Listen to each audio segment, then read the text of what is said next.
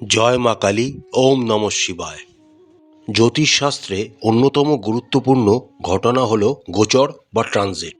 জ্যোতিষশাস্ত্রের নিরিখে 2025 সালটি একটু বেশি ইম্পর্টেন্ট হতে যাচ্ছে এই গ্রহের গোচরের দিক থেকে। কারণ এই বছর মোট 4টি ইম্পর্টেন্ট গ্রহ তাদের স্থান পরিবর্তন করবেন এবং নতুন করে গোচর শুরু করবেন, যা প্রত্যেক রাশির জাতক জাতিকাদের জীবনেই অনেক কিছু প্রভাব ফেলতে চলেছে। তার মধ্যে প্রথম ট্রানজিটটি ঘটবে 29শে মার্চ, যখন শনি মহারাজ কুম্ভ রাশি থেকে মীন রাশিতে গোচর শুরু করবেন।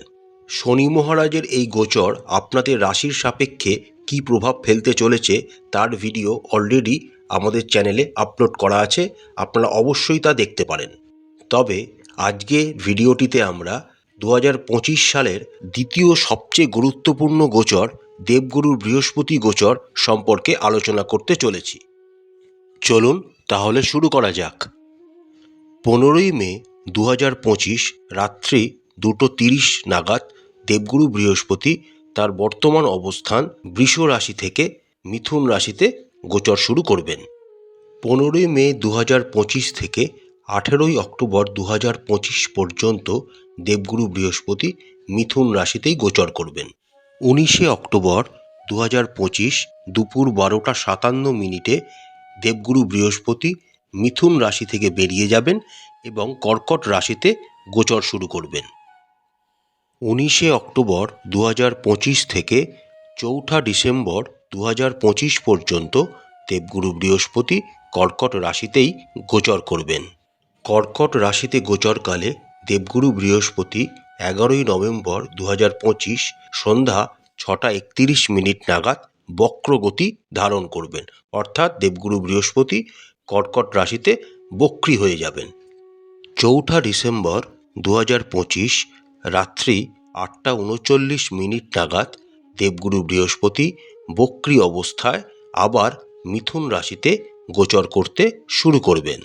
11ই মার্চ 2026 সকাল 8:58 দেবগুরু বৃহস্পতি মিথুন রাশিতে গোচরকালে তার বক্র গতি ত্যাগ করবেন এবং মার্গী অবস্থায় আবার মিথুন রাশিতে গোচর করতে শুরু করবেন। 4 ডিসেম্বর 2025 থেকে 2 জুন 2026 পর্যন্ত দেবগুরু বৃহস্পতি মিথুন রাশিতেই গোচর করবেন। মিথুন রাশি দিয়ে গোচরকালে দেবগুরু বৃহস্পতি মৃগশিরা, আদ্রা ও পুনর্বসু নক্ষত্রের ওপর দিয়ে গমন করবেন। এবার আমরা দেখে নিই দেবগুরু বৃহস্পতির মিথুন রাশিতে এই গোচর বৃষ রাশির জাতক জাতিকাদের জীবনে কী প্রভাব ফেলতে চলেছে।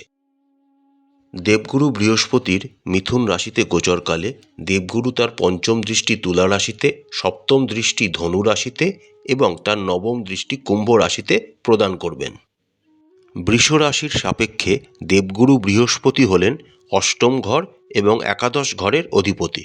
মিথুন রাশিতে গোচরকালে দেবগুরু বৃহস্পতি তার পঞ্চম দৃষ্টি বৃষ রাশির সাপেক্ষে তাদের ষষ্ঠ ঘর তুলা রাশিতে প্রদান করবেন। দেবগুরু বৃহস্পতি তার সপ্তম দৃষ্টি বৃষ রাশির সাপেক্ষে তাদের অষ্টম ঘর ধনু রাশিতে প্রদান করবেন এবং দেবগুরু বৃহস্পতি তার নবম দৃষ্টি বৃষ রাশির সাপেক্ষে তাদের দশম ঘর কুম্ভ রাশিতে প্রদান করবেন। বৃষ রাশির সাপেক্ষে দেবগুরু বৃহস্পতি তাদের দ্বিতীয় ঘর মিথুন রাশিতে গোচর করতে চলেছেন। দ্বিতীয় ঘর হচ্ছে সম্পদের ঘর, অর্থের ঘর, বাণীর ঘর এবং পরিবারের ঘর। অর্থাৎ দেবগুরু বৃহস্পতি দ্বিতীয় ঘরে যখনই গোচর করতে শুরু করবেন, আপনারা দেখবেন এই সমস্ত স্থানে আপনাদের উন্নতি আপনারা পরিলক্ষিত করতে পারবেন। তবে আরেকটা জিনিসও মাথায় রাখতে হবে, যেহেতু দেবগুরু বৃহস্পতি বৃষ রাশির সাপেক্ষে খুব একটা শুভ গ্রহ বলে বিবেচিত হয় না, তিনি যখন দ্বিতীয় ঘরে গোচর করবেন তার কিছু ব্যাড ইফেক্টও কিন্তু আপনারা পেতে পারেন। যেমন ধরুন, দেবগুরু বৃহস্পতি আপনাদের দ্বিতীয়ভাবে বসে আপনাদের সম্পদের বৃদ্ধি করবে, কিন্তু তার সাথে সাথে কিছু থাকা সম্পদও আপনাদের হাত থেকে বেরিয়ে যেতে পারে। তার সাথে সাথে কিছু কটু কথা আপনাদের মুখ থেকে নিজেদের প্রিয়জনকে বলে ফেলতে পারেন, যার ফলে আপনাদের সম্পর্কের অবনতি ঘটতে পারে। সুতরাং এই বিষয়গুলিও আপনাদেরকে কিন্তু খেয়াল রাখতে হবে। প্রথমেই দেখে নেওয়া যাক স্বাস্থ্যের দিকটি কেমন কাটবে। স্বাস্থ্যের দিকের কথা বললে দেবগুরুর বৃহস্পতির পঞ্চম দৃষ্টি আপনাদের ষষ্ঠ ভাব অর্থাৎ রোগভাবে থাকার জন্য আপনাদের স্বাস্থ্য মোটামুটি ভালোই থাকবে। আপনারা একটি যথেষ্ট ভারসাম্যপূর্ণ জীবনযাপন উপভোগ করতে পারবেন। দ্বিতীয়ভাবে দেবগুরুর বৃহস্পতির অবস্থান আপনাদের একাগ্রতা ও মনোযোগিতাকে অনেকটা বৃদ্ধি করবে। তবে চেষ্টা করবেন তৈলাক্ত খাবার বা রেস্টুরেন্টের খাবার থেকে নিজেদেরকে দূরে রাখা, তাহলে আপনাদের শরীর স্বাস্থ্য আরও ভালো থাকবে। এবার দেখে নেওয়া যাক যে সমস্ত বৃষ রাশির শিক্ষার্থীরা রয়েছেন তাদের ক্ষেত্রে দেবগুরু বৃহস্পতির এই গোচর তাদের জীবনে কী প্রভাব ফেলতে চলেছে। বৃষ রাশির শিক্ষার্থীরা শিক্ষাগতভাবে প্রাথমিক ও মাধ্যমিক উভয় স্তরেরই উচ্চমান অর্জন করতে সফল হবেন। স্নাতক স্তরের শিক্ষার্থীরাও তাদের শিক্ষাগত মান উন্নত করতে সফল হবেন। যে সমস্ত শিক্ষার্থীরা বিদেশে শিক্ষা গ্রহণ করতে চান তাদের জন্য ছাত্র ভিসার জন্য অ্যাপ্লাই করার এটি সর্বোত্তম সময় হতে চলেছে। তবে যে সমস্ত বৃষ রাশির শিক্ষার্থীরা পিএইচডি বা ডক্টরেট বা রিসার্চ ওরিয়েন্টেড কাজে যুক্ত রয়েছেন বা শিক্ষা করছেন তাদের কিন্তু পরিশ্রম অনেকাংশে বাড়াতে হবে, তবেই তারা তাদের সাফল্য অর্জন করতে সফল হবেন। পরিবারের বিষয়ে কথা বললে দেবগুরুর বৃহস্পতির এই গোচর বৃষ রাশির জাতক জাতিকাদের সাপেক্ষে তাদের পরিবারের বাচ্চাদের সাথে এবং বয়স্কদের সাথে আচরণকে যথেষ্ট শোধরাতে হবে, না হলে কিন্তু পারিবারিক পরিবেশ যথেষ্ট চ্যালেঞ্জিং হয়ে ওঠার সম্ভাবনা কিন্তু দেখা যাচ্ছে। এই সময় নিজেদের পরিবারের লোকদের সাথে কটু কথা বলা থেকে নিজেদেরকে দূরে রাখতে হবে, না হলে কিন্তু সম্পর্কের অবনতি দেখা যেতে পারে। আমরা যদি প্রেম ও বিবাহিত জীবনের কথা বলি তাহলে কিন্তু বৃষ রাশির জাতক জাতিকাদের সাপেক্ষে দেবগুরুর বৃহস্পতির এই গোচর তাদের সম্পর্ককে যথেষ্ট চ্যালেঞ্জের সম্মুখীন করাবে। নিজেদের জীবনসঙ্গীর সাথে বা প্রেমিক প্রেমিকার সাথে আপনাদের বিভিন্ন ক্ষেত্রে ভুল বোঝাবুঝি বা মতপার্থক্য এই সময় তৈরি হতে পারে।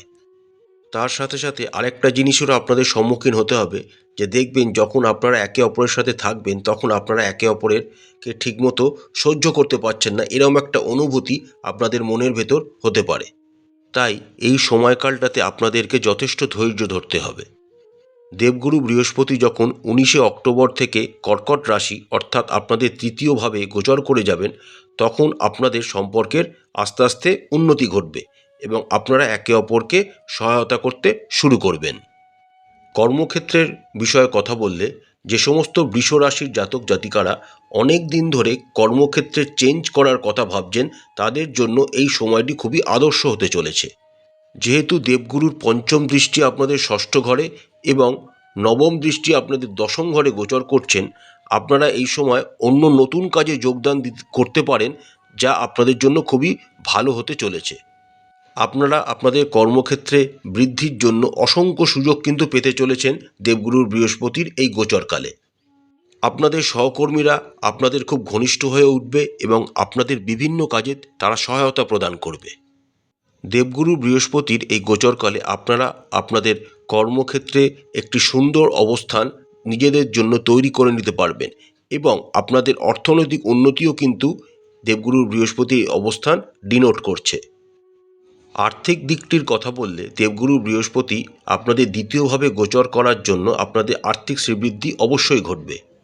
তবে দেবগুরু বৃহস্পতি যেহেতু আপনাদের অষ্টম ঘরের অধিপতি তিনি দ্বিতীয় ঘরে গোচর করছেন, তাই ধার্মিক কোনো কারণে বা মাঙ্গলিক কোনো কর্মের জন্য আপনাদের কিছু অর্থ ব্যয় হওয়ার যোগও কিন্তু দেখা যাচ্ছে। অর্থ অর্থাৎ আয় ভাগ্য আপনাদের যথেষ্ট ভালোই থাকবে। তার সাথে যেহেতু দেবগুরু বৃহস্পতি সপ্তম দৃষ্টি আপনাদের অষ্টম ঘরে থাকছে, আপনারা আপনাদের পৈতৃক কোনো সম্পত্তি এই সময় পেতে পারেন বা আপনারা আপনাদের শ্বশুরবাড়ির তরফ থেকে কোনো রকম সম্পত্তি বা অর্থনৈতিক সুযোগ সুবিধারও যোগাযোগ কিন্তু দেখা যাচ্ছে। দেবগুরুর বৃহস্পতি সপ্তম দৃষ্টি আপনাদের অষ্টম ঘরে থাকার জন্য যে সমস্ত বৃষ রাশির জাতক জাতিকারা বিবাহিত তাদের সাথে তাদের শ্বশুরবাড়ির সম্পর্ক খুবই ভালো থাকবে। অক্টোবর মাস অর্থাৎ 19শে অক্টোবরের পর যখন দেবগুরু বৃহস্পতি আপনাদের তৃতীয় ভাব কর্কট রাশিতে গোচর করতে শুরু করবেন তখন যে সমস্ত বৃষ রাশির জাতক জাতিকারা যে কোনো রকম সম্পত্তি কিনতে ইচ্ছুক, গাড়ি বাড়ি কিনতে ইচ্ছুক, তারা এই সময়টাকে কাজে লাগাবেন। এই সময়টি আপনাদের জন্য খুবই উপযোগ্য হয়ে উঠবে। প্রতিকার স্বরূপ বৃষ রাশির জাতক জাতিকারা প্রতিদিন পাখিদের খাদ্যশস্য খেতে দিন। প্রত্যেক বুধবার সবুজ রঙের পোশাক পরিধান করুন এবং প্রত্যেক দিন সকালবেলা স্নান সেরে শ্রী বিষ্ণু সহস্রনাম পাঠ করুন। আশা করছি বন্ধুরা, দেবগুরু বৃহস্পতির মিথুন রাশিতে গোচর প্রত্যেক বৃষ রাশির জাতক জাতিকাদের খুব ভালো কাটবে। মা কালী আপনাদের সমস্ত মনস্কামনা পূর্ণ করুন, আপনাদের সমস্ত ইচ্ছা পূরণ করুন। আমাদের চ্যানেলটি যদি আপনাদের ভালো লাগে তাহলে অবশ্যই লাইক করবেন, শেয়ার করবেন, সাবস্ক্রাইব করে আমাদের চ্যানেলটির পাশে থাকবেন। নমস্কার।